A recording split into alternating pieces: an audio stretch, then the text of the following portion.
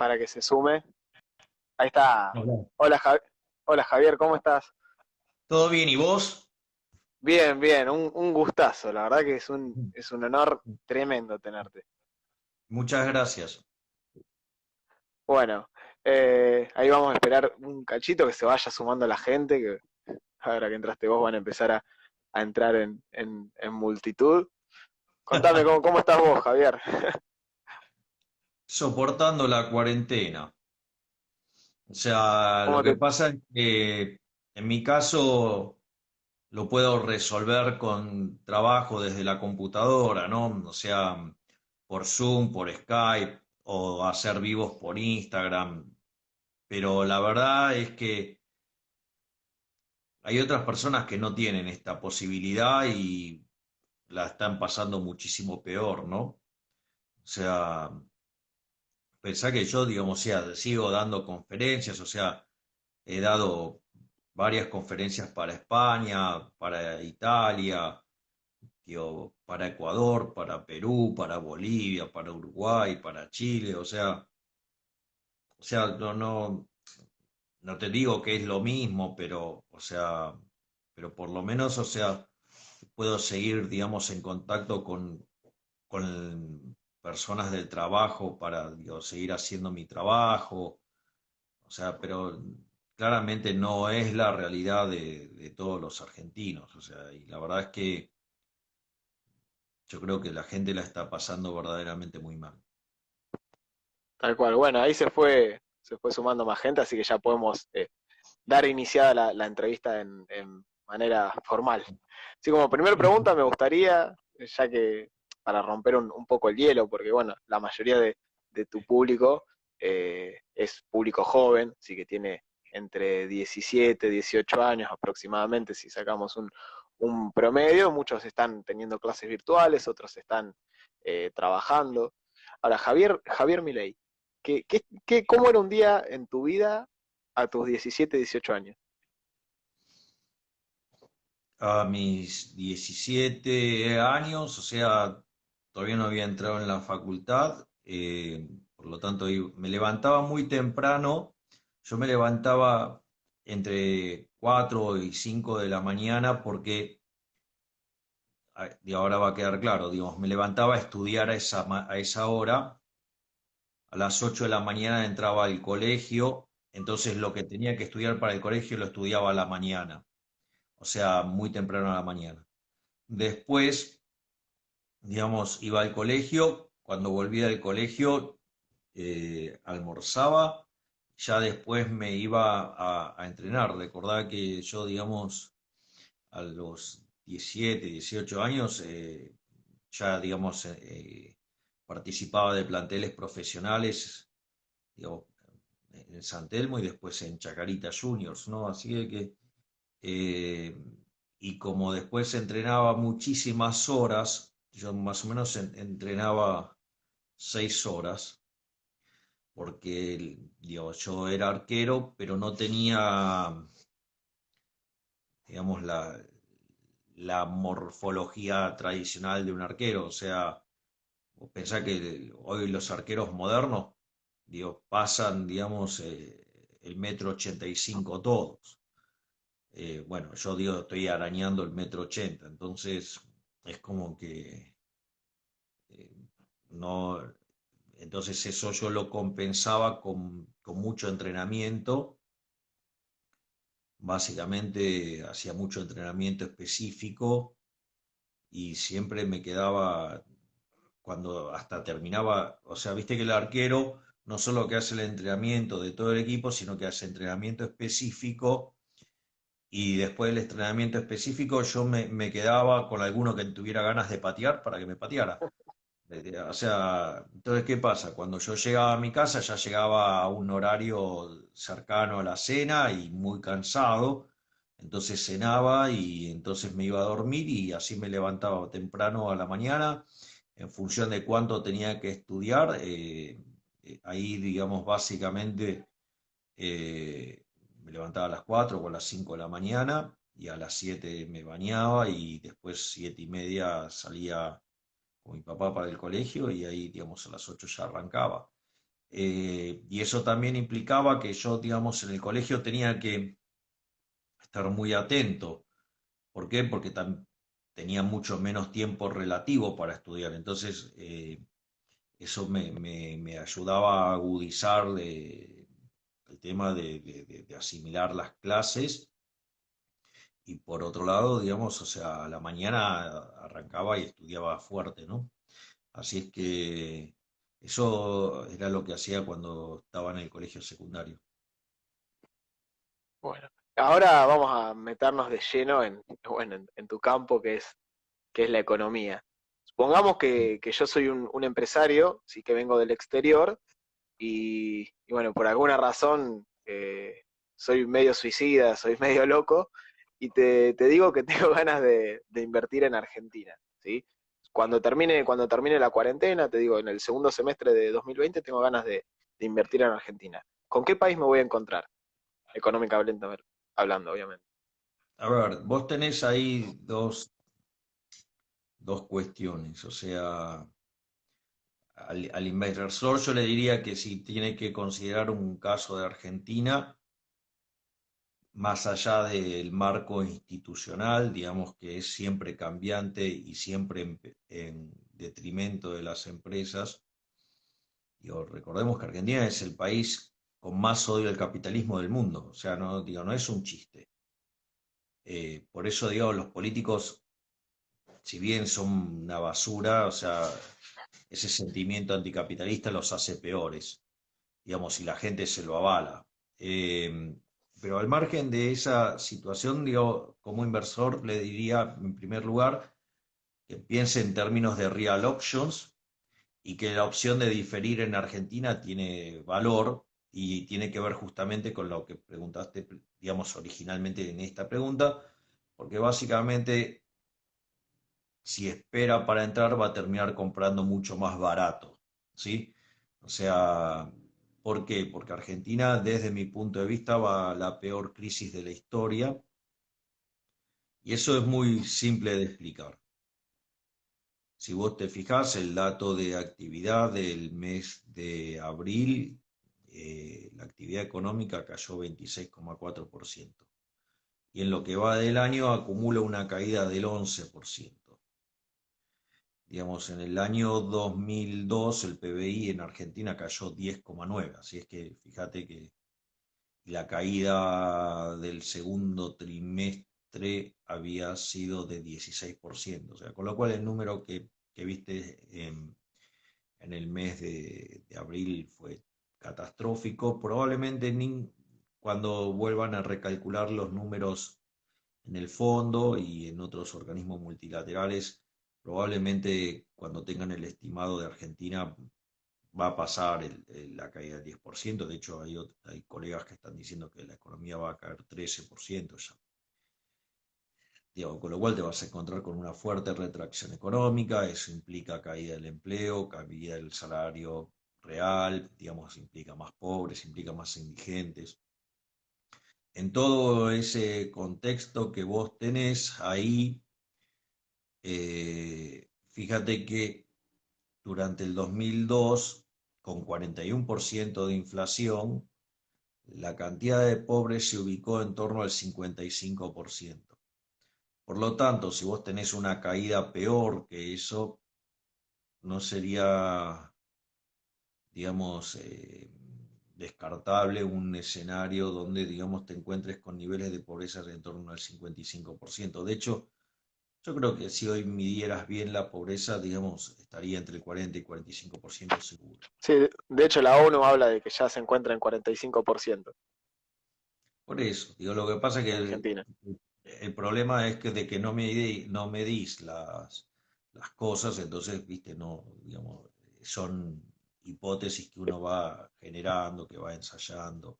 Es como el Digo, índice de inflación de 1,5 mensual, ¿no? Donde se toma bueno, solamente. digo, para eso tengo una muy buena explicación, ¿sí? Pero digo, eso avanzamos después.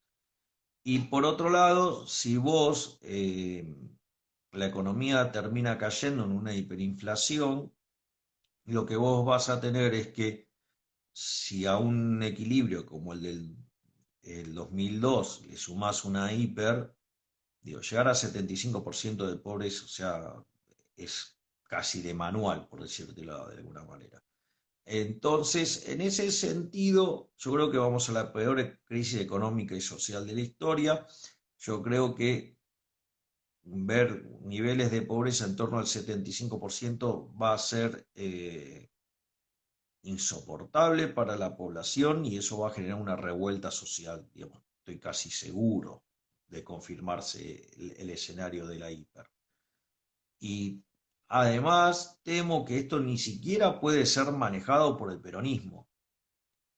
Por lo tanto, lo que creo es que frente a ese caos se va a desatar la interna peronista y, digamos, si los argentinos seremos rehenes, como otras tantas veces, de la resolución de la interna peronista y lo único que esperemos es que no haya mucha sangre, nada más. O sea, las internas peronistas, cuando se resuelven de esa manera, terminan generando situaciones muy complejas. Esperemos que sea lo menos dolorosa posible para la sociedad.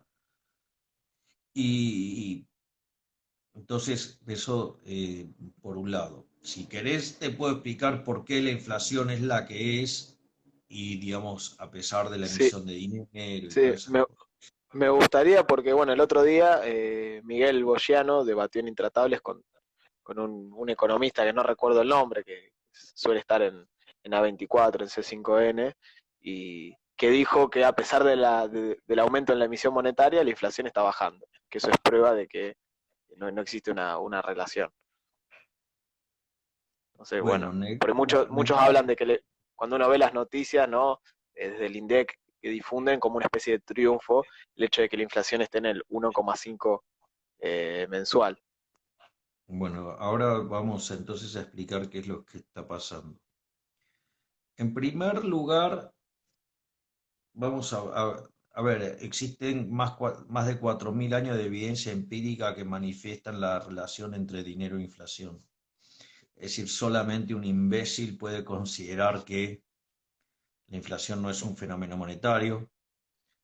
Si esos imbéciles que creen que la inflación no es un fenómeno monetario, yo los desafié hace más de 5 años que me demostraran que puede haber inflación en una economía de trueque y todavía siguen, digamos, sin hacerlo, porque básicamente la inflación es la pérdida del poder adquisitivo del dinero.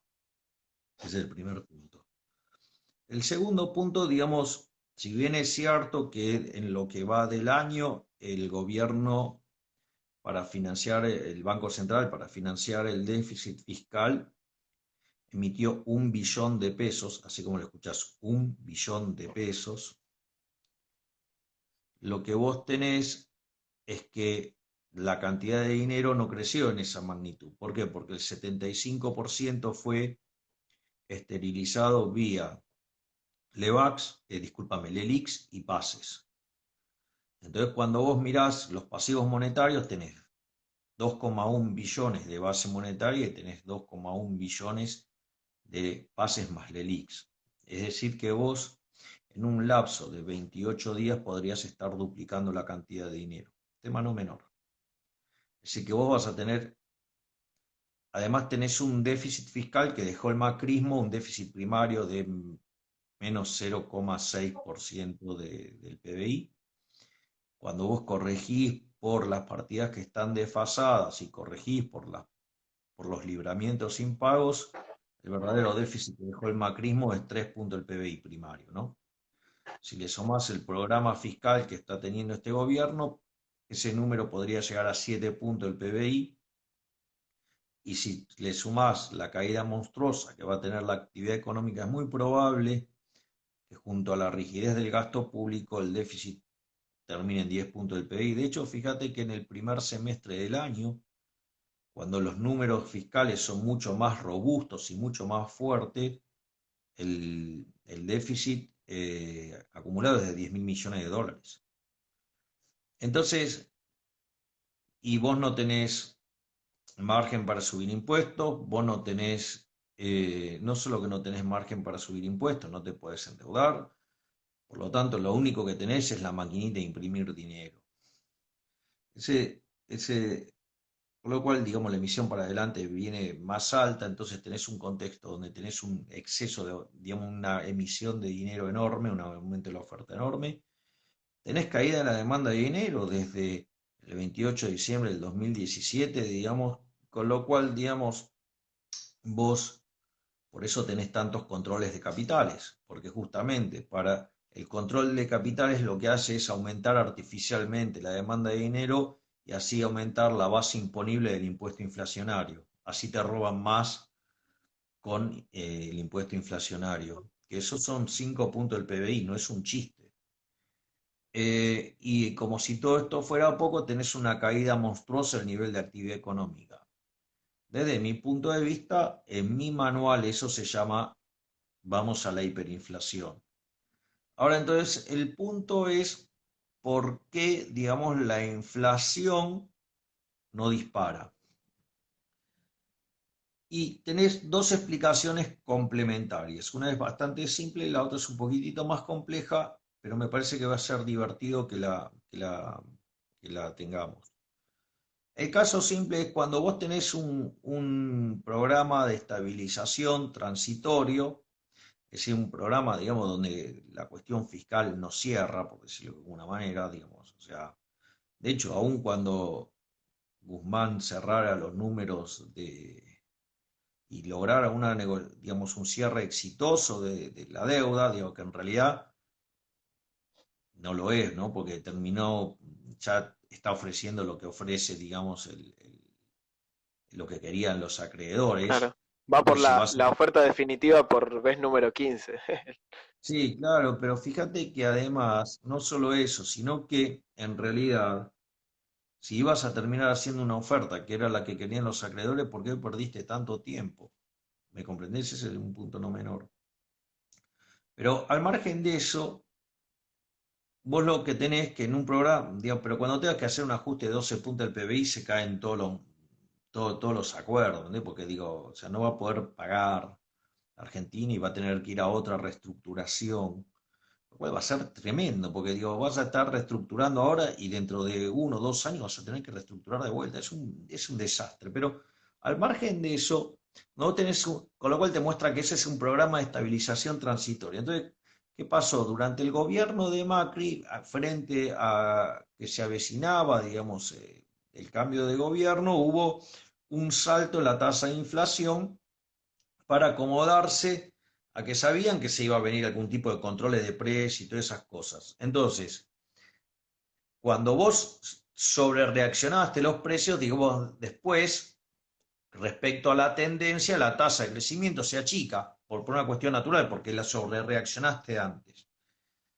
Y después, el otro punto que vos tenés es que digamos, estos programas transitorios, o sea, como aumentan transitoriamente la demanda de dinero, digamos, el nivel de precios desacelera. Digo, y esto está ayudado por el control de capitales. Entonces, vos transitoriamente ves que la tasa de inflación empieza a bajar. Eso, digamos, o sea, como un fenómeno más general. Ahora digo, después hay cuestiones bien particulares de la dinámica de la macro también que explican lo que está pasando, mm, más allá del programa de estabilización. Yo, digamos, en un artículo que escribí sobre el tema del coronavirus, el análisis macroeconómico en tiempos de coronavirus, expliqué cómo funciona. O sea, yo, digamos, considero que la tasa de interés se determina en el mercado de bienes por la interacción de ahorro, inversión, y es el precio relativo a los bienes presentes respecto a los bienes futuros. ¿Por qué, digamos, la curva de ahorro crece cuando aumenta la tasa de interés? Porque los precios presentes se vuelven más caros que los precios futuros, entonces vos dejas de consumir el presente y lo pasas al futuro. De hecho, el ahorro es el consumo futuro. Y la inversión aumenta cuando baja la tasa de interés porque significa que, digamos, los precios futuros están subiendo respecto a los presentes. Entonces, la forma en que las empresas pasan producción del presente a futuro, digamos, es invirtiendo. Digo, por eso se da, digamos, que la inversión tiene pendiente negativo respecto a la tasa de interés. Entonces, ahorro e inversión determina la tasa de interés y en el mercado monetario se determina el poder adquisitivo del dinero. Cuando vos tenés un shock como el de coronavirus en una economía cerrada al flujo de capitales, que es el caso de Argentina, si vos te fijas, vos, digamos, es abierta al mundo, por decirlo de alguna manera, porque comercializa con el mundo, pero, digamos, no pueden salir los capitales porque, digamos, o sea, tenés control de capitales, digamos, salvajes, y por ende tampoco entran. Y además, como estás en default, también tenés bloqueado cierta parte del financiamiento, con lo cual el sector externo está muy restringido, digamos, sobre todo más allá de lo comercial.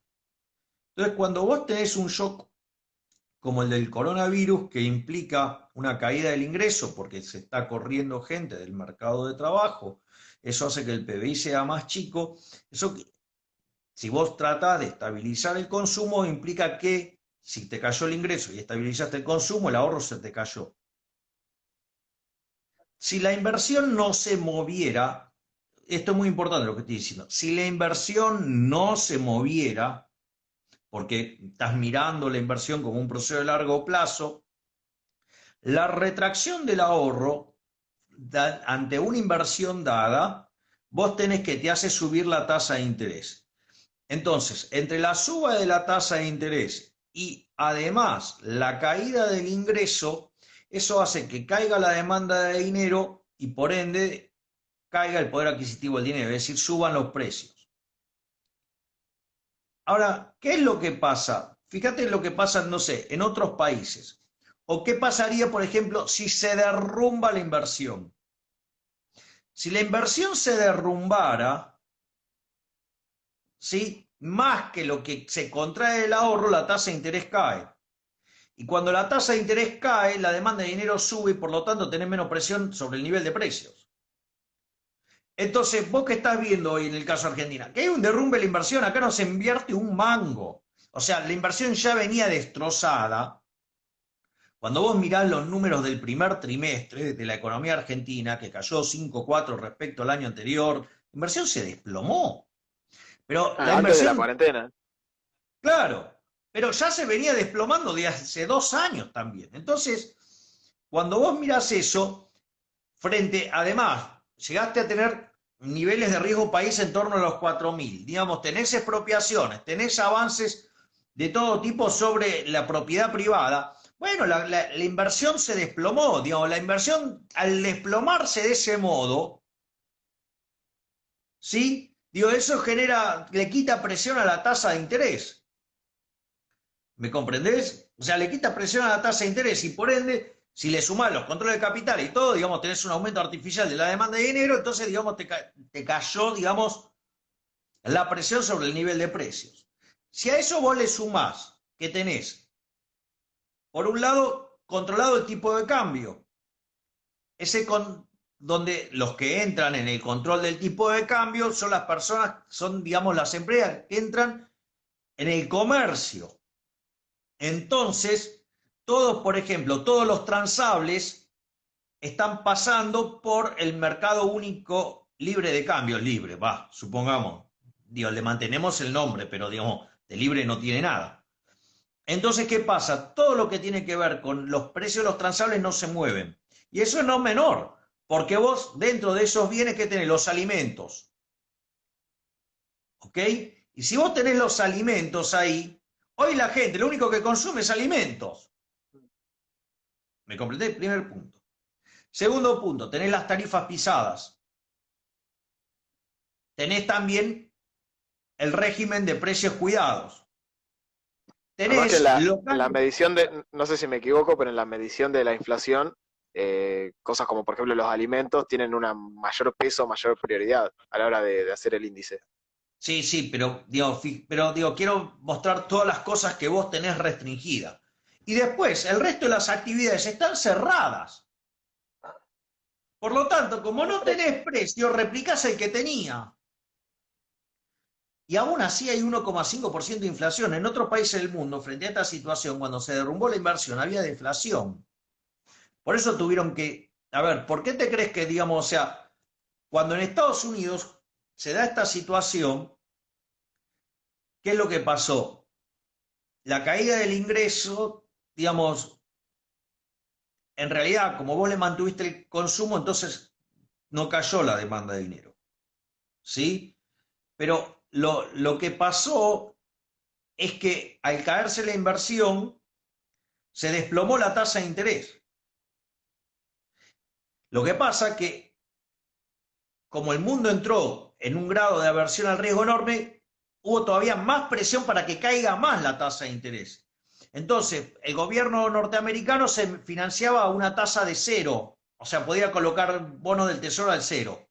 Pero sí se aumentó el spread, se hizo enorme respecto a los que rendían los bonos corporativos, es decir, lo que tiene que ver con el financiamiento de las empresas.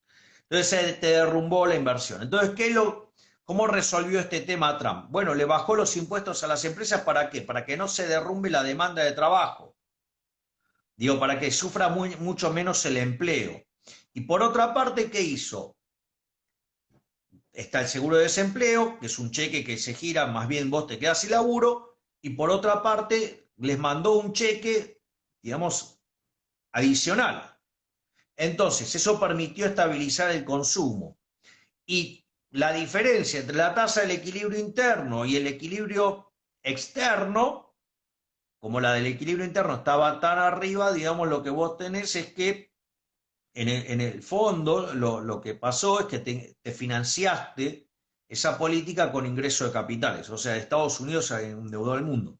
Pero fíjate qué interesante la forma como lo financió. ¿Por qué? Porque más bien termine los efectos del coronavirus, ese gasto público desaparece. Y por otro lado, al bajar impuestos, eso te potencia la inversión. Entonces, en mayo se crearon 2,5 millones de puestos de trabajo en Estados Unidos y en junio 4,8. O sea, estamos hablando de 7,3 millones de puestos de trabajo en 2 meses. Hoy ya tienen la tasa de desempleo en 11. Creen que en agosto, septiembre van a estar cerrando, digamos, el problema del desempleo. Entonces, ahora, Argentina no puede hacer nada de eso si no tiene política monetaria, porque, digamos, la gente no quiere los pesos, no tiene, digamos, no tiene capacidad de endeudamiento, porque es un defolteador serial. Entonces, digo, digo, la cosa no va por ese lado. O sea, entonces, esto te explica por qué Argentina tiene relativamente poca inflación. ¿Por qué? Porque se derrumbó la inversión, lo cual vos lo vas a empezar a ver en un aumento sustancial del desempleo. De hecho, en abril, según el Ministerio de Trabajo, se perdieron 380.000 puestos de trabajo. Esos son solo de empleos formales, en blanco, Exactamente. Por eso, imagínate, digamos, los informales. que Entonces, son cuando más vos te quieras afectados dar, todavía por el aislamiento.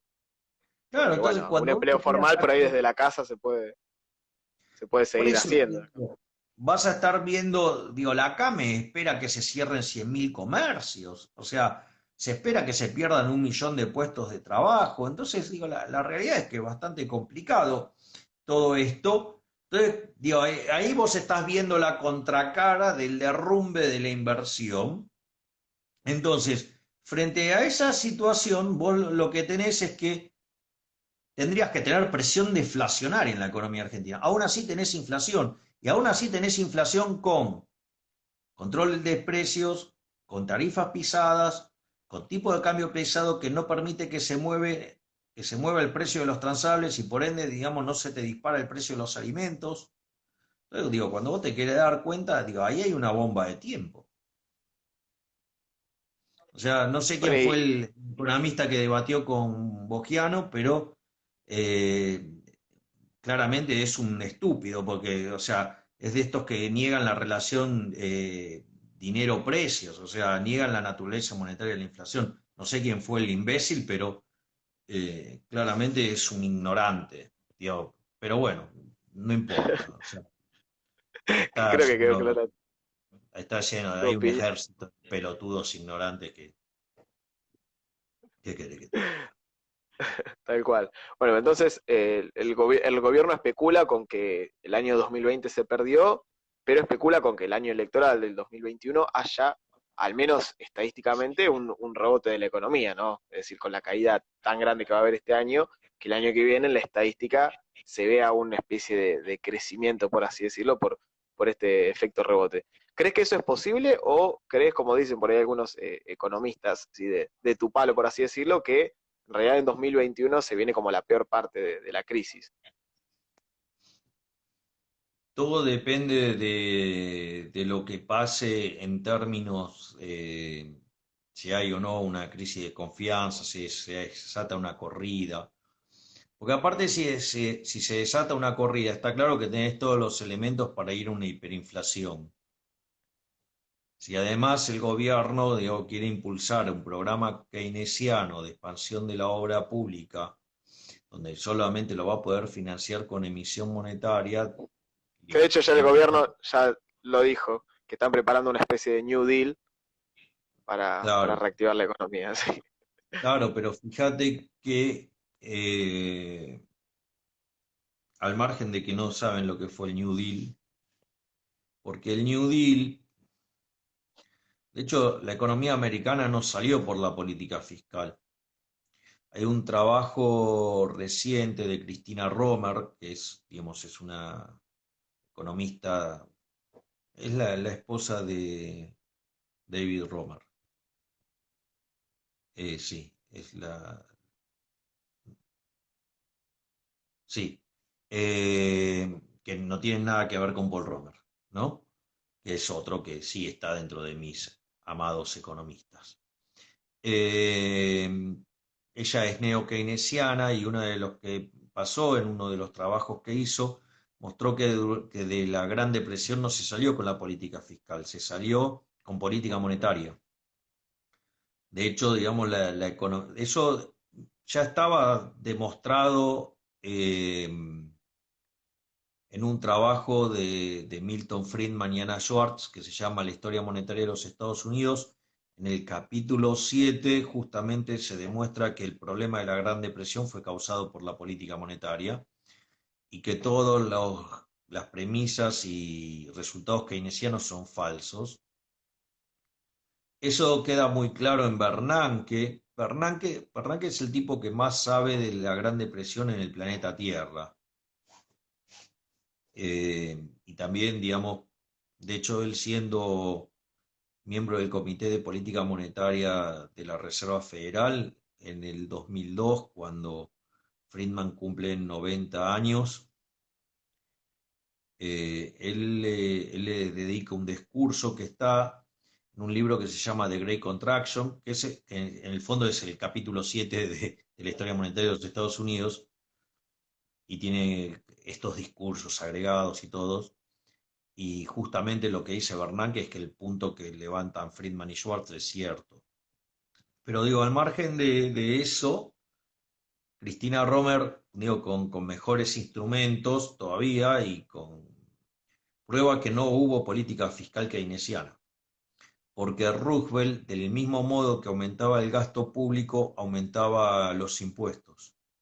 Entonces, digamos, la política fiscal no traccionaba. O sea, no hubo keynesianismo. O sea, ese es el punto central. Por lo tanto, digo,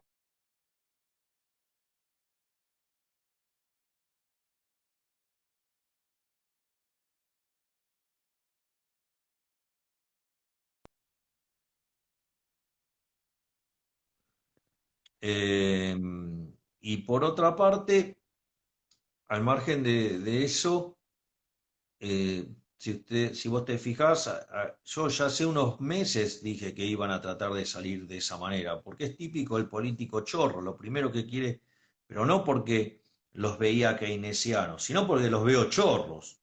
O sea, digamos, la causa de los cuadernos existe. Bueno, ahora digamos, los testigos están en peligro, claramente. Pero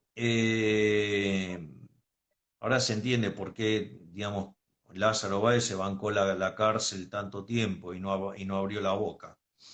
Pero al margen de eso, lo que yo creo es que, digamos, como de ahí roban los políticos y sus amigos, entonces lo primero que van a tratar de reactivar es la obra pública, obviamente. Digo, ¿para qué? Para afanar.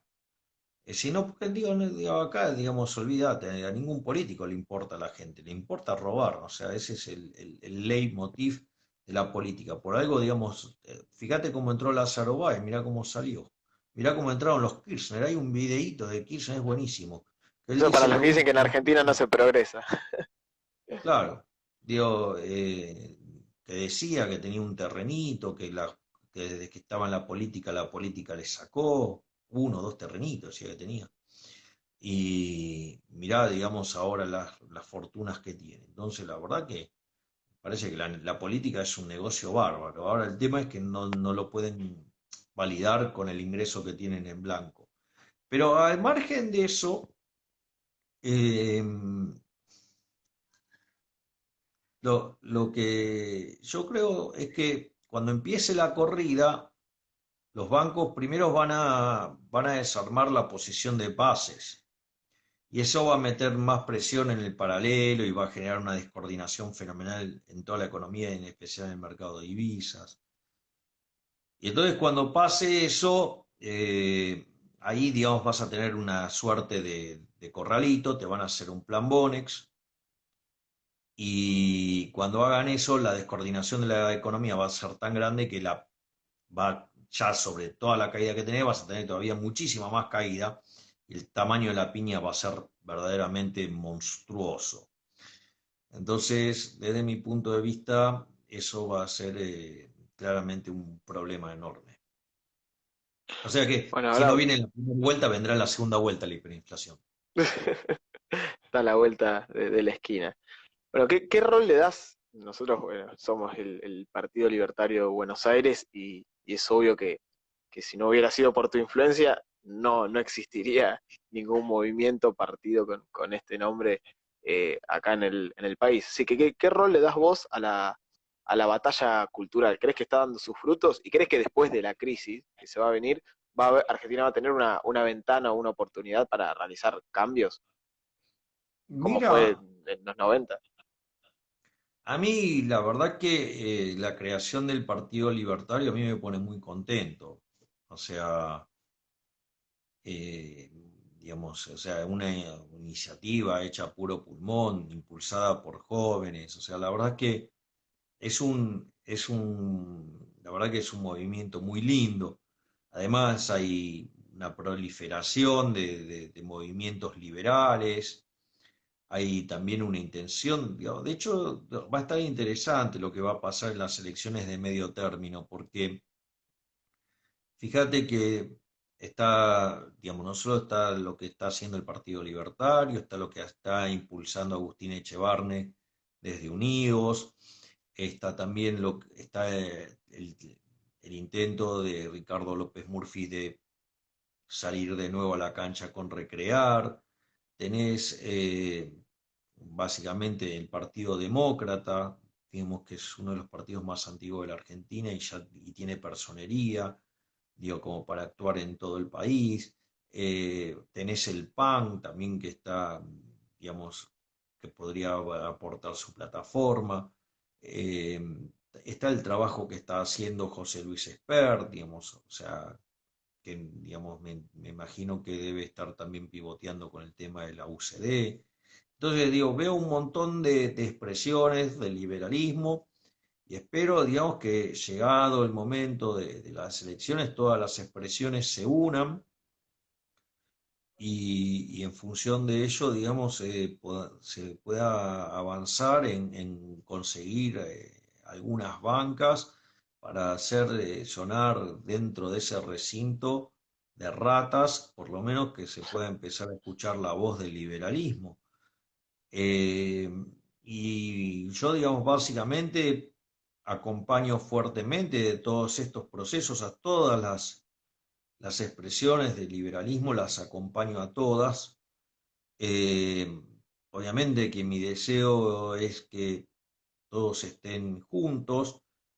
De hecho, para tratar de lograr eso mismo, yo decidí ponerme al costado de todo el proceso electoral y dar la batalla cultural para contribuir a la unión de todas las expresiones entre liberales y centro derecha. O sea, porque el enemigo es la izquierda, el enemigo es el socialismo.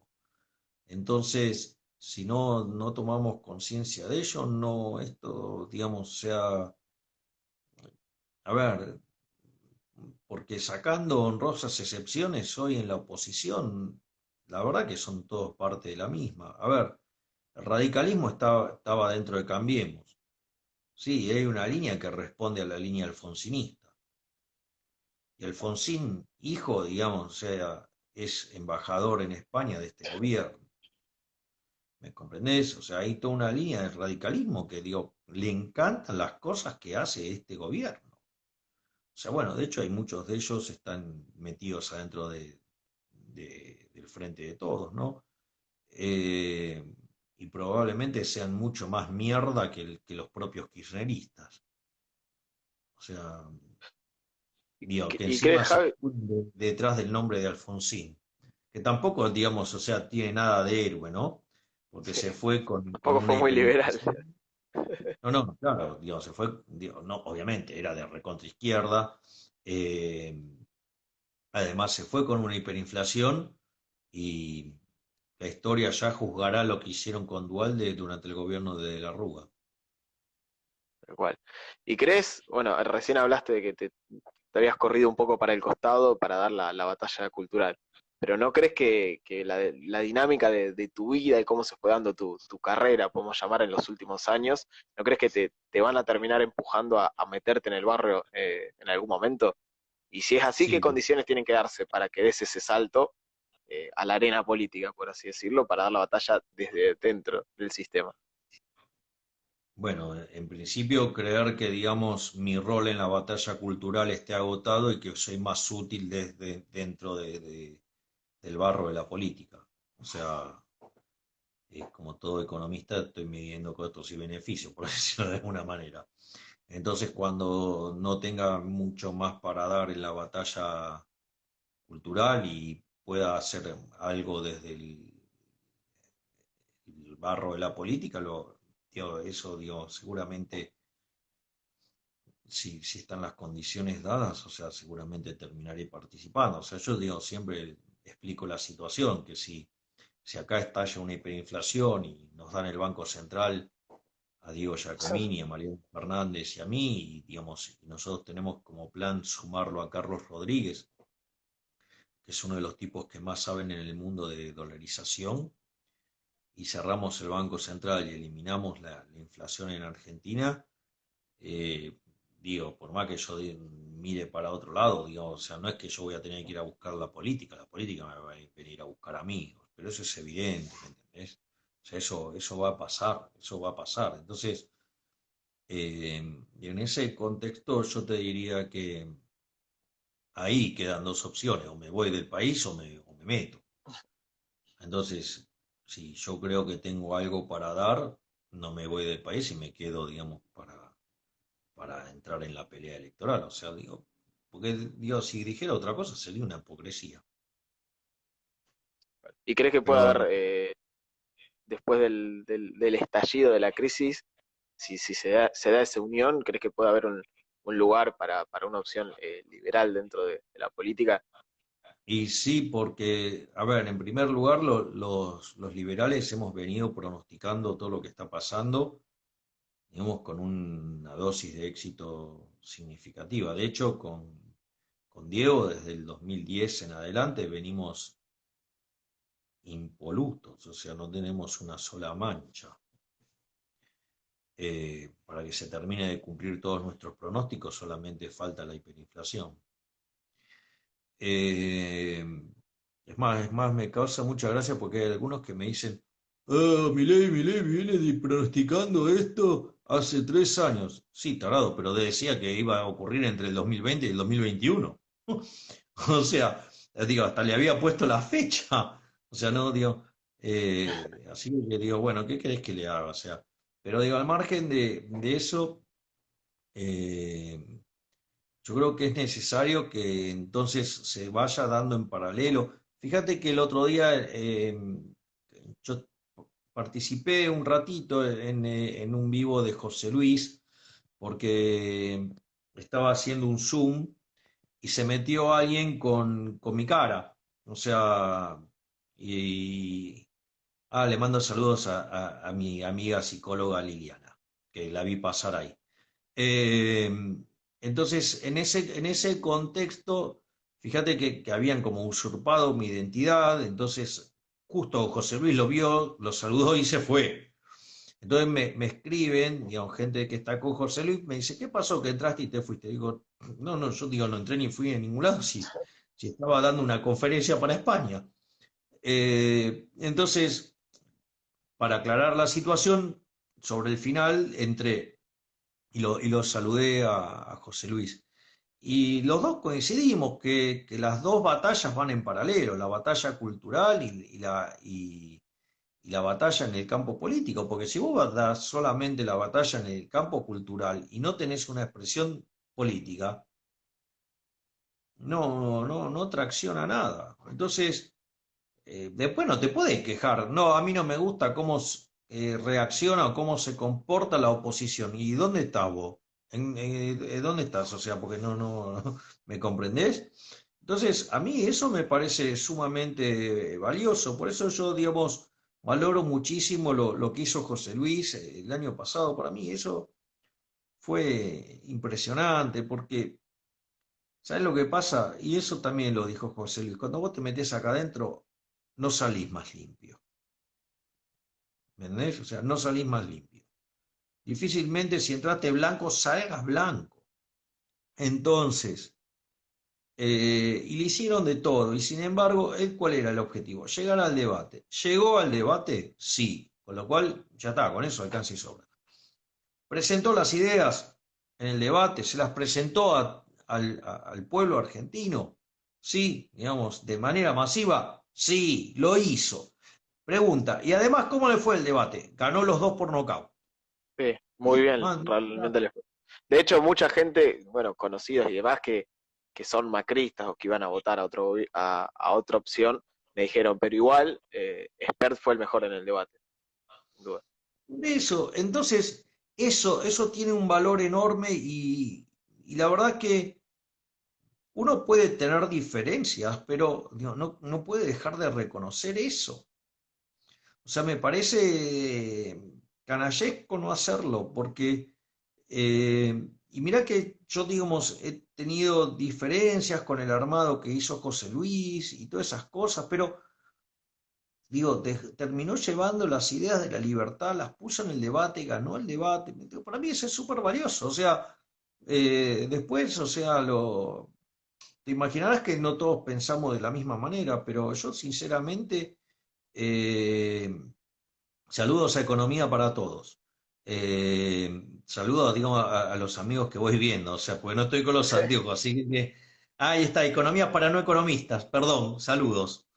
Eh, entonces, el punto es que, a ver, me parece que si vos, o sea, avanzás en la batalla cultural y no vas a tener una pata política, digo, todo el esfuerzo cae en saco roto. Entonces, me parece que entren en el ruedo, digamos, tipos, digamos, copados, o sea, con convicciones, por más que después podemos tener diferencias. A ver, te doy alguna diferencia.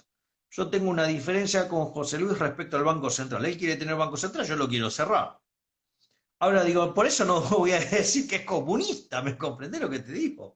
O sea, esto hay Claro, si un estuviéramos en Suiza, bueno, el debate lo podrías tener, pero acá en Argentina, yo creo que hay muchas cosas por hacer también. A ver, yo lo que digo es lo siguiente. Hay un video de Milton Friedman que es genial. Dice, mira, dice, hay tres tipos de liberales. Están los liberales clásicos, digo, como el caso de Friedman, él era un liberal clásico. Igual después sobre sus últimos años se fue corriendo hacia el minarquismo. Tenés los minarquistas y en el video dice, y si usted se fija bien, hay algunos que son anarquistas, claro, si el hijo de él. Digo, Friedman es anarquista, o sea, es anarcocapitalista. Y el punto es cierto, tenemos diferencias. Ahora, el punto es, ¿con quién tenés más diferencias?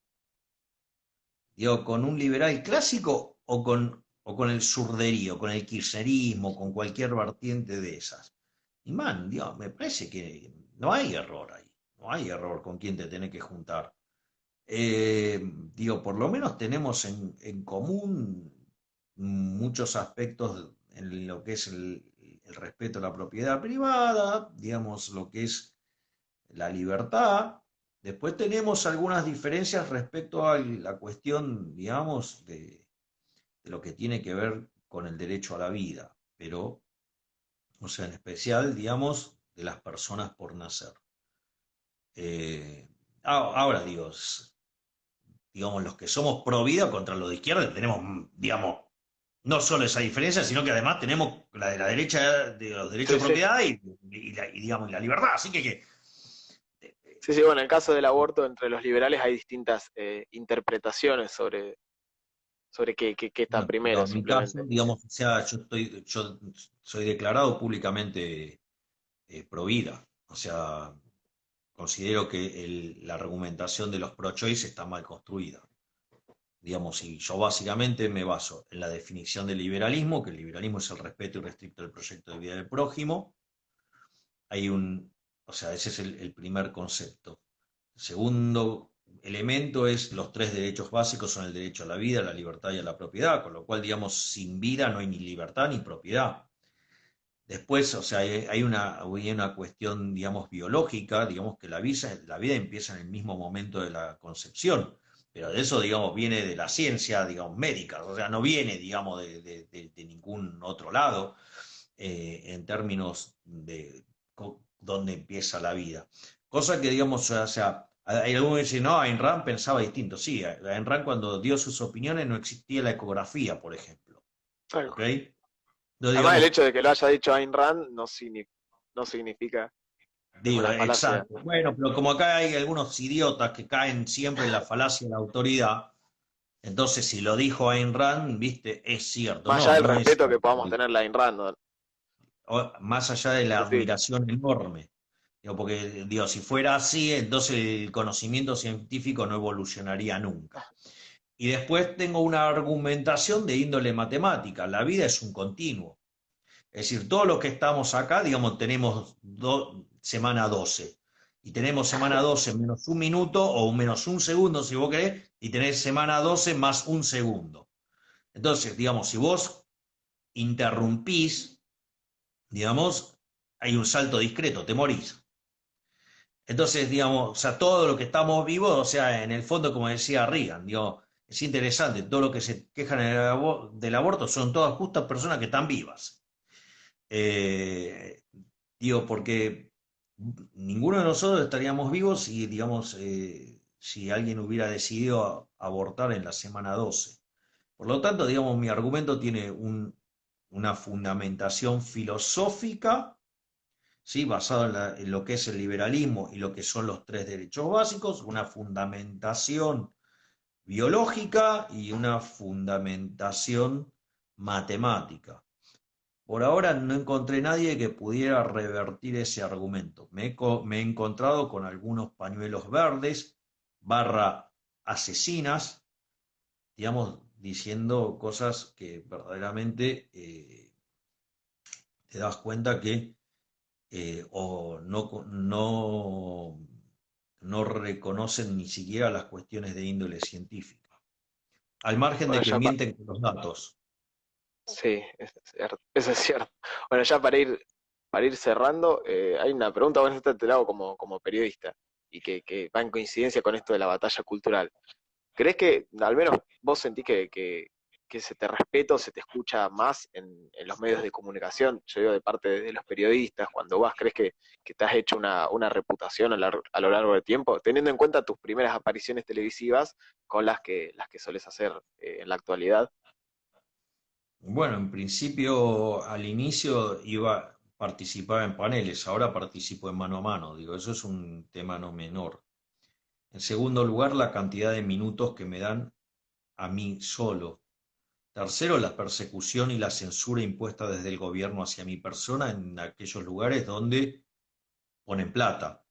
Que ojo, no crean que los del gobierno son tontos. A ver, si ustedes le quitaron plata a las empresas no estarían auspiciando a determinados canales, ¿sí? Entonces, ¿qué es lo que pasa? Ustedes lo que están viendo es que hay un cambio de auspiciantes, donde esos nuevos auspiciantes en realidad Ah, reciben del el privado a financiamiento público. reciben el financiamiento del gobierno para poder hacer eso y que, no, y que la gente en principio no se dé cuenta. Es decir, lo que vos tenés es un cambio de auspiciante o le ponen guita al auspiciante para viabilizarlo. ¿Por qué? Porque no tienen guita. Entonces, y es muy claro, digamos, te sacan del aire. Entonces hay determinados lugares donde te sacan del aire. Eso quiere decir, y además, digo, cuando vos tomás el rating, evidentemente quiere decir que hay mucha gente que me escucha y si están tan ocupados por censurarme es porque evidentemente no solo que no les gusta lo que digo, sino que además hay mucha gente que lo escucha. Y el mejor síntoma de esto fue el banderazo. ¿Cuál fue el reclamo del banderazo? Mirá, del 20 de junio. Yo recuerdo todas las marchas desde que tengo conciencia política y siempre el problema era que era muy difícil encontrar un hilo conductor. Es decir, qué era lo que expresaba la marcha. Sin embargo, la última marcha fue muy clara. Era libertad y respeto de la propiedad privada. Ambas como mecanismo de alcanzar la prosperidad o, por decirlo de alguna manera, de evitar una situación de pobreza como la de Venezuela, ¿no? Con 95% de pobres, 80% de pobres extremos, con un salario diario de 0, o sea, de 74 centavos, ¿sí? Digo, gente perdiendo en promedio 10 kilos de peso. Entonces, digamos, con una caída del PBI de 70% en los últimos 6 años. Bien, digamos, o sea, la gente, digamos, asimiló, digamos, o sea, esto. Entonces, evidentemente, uno, digamos, tiene que seguir por este camino. Obviamente, digamos, hoy la cosa está bastante trabada, digamos, la cuarentena cavernícola y que constituye un delito de lesa humanidad, básicamente ha dejado a las empresas sin dinero, les cuesta, entonces no pagan publicidad y muchos canales de televisión frente a esa situación caen en el financiamiento del Estado de modo indirecto, entonces el Estado, digamos, determina quiénes van y quiénes no van a ir. Bueno, ya la última para cerrar, que nos queda 1 minuto y medio, es que nos des un mensaje para los jóvenes y qué pueden hacer para dar la batalla cultural, cada uno desde sus ámbitos, universidades, redes sociales, con los propios conocidos. La mejor forma de dar la batalla cultural es estudiando mucho. Digo, tienen que saber mucho en serio, tienen que leer mucho. Si no, digo, uno no es que gana los debates por azar. O sea, vos podés ganar 2 debates por azar, pero no ganar todos. ¿Sí? De hecho, fíjate que hasta tienen que editar debates míos para mostrarme perdedor, como son las mierdas estas Revol- de Revolución Popular. Revolución Popular. Bueno, está Ponele, sí. bien. Destrozó, Por eso. infectóloga destrozó a Javier Milei. Y después cuando ves el video entero te das cuenta de que fue una paliza furiosa, donde eso explica por qué la infectóloga estaba tan violenta y no pudo hacer un solo argumento y solo falacias. ¿Me entendés? Pero bueno, Chicana. aparte, digamos, sí, aparte, digamos, cuando lanzaron eso, digamos, después empezó la gente a subir el video completo y lo dejaron como los tarados que son. Así que pero bueno, esa es la realidad, o sea, y es la batalla cultural requiere estar estudiando mucho tiempo, todo el tiempo. La batalla política requiere de mucho tiempo dedicándose a lo que, en el buen sentido, a la rosca en el buen sentido, no en el mal sentido. Entonces, digo, Se nos termina el tiempo, Javier. dale.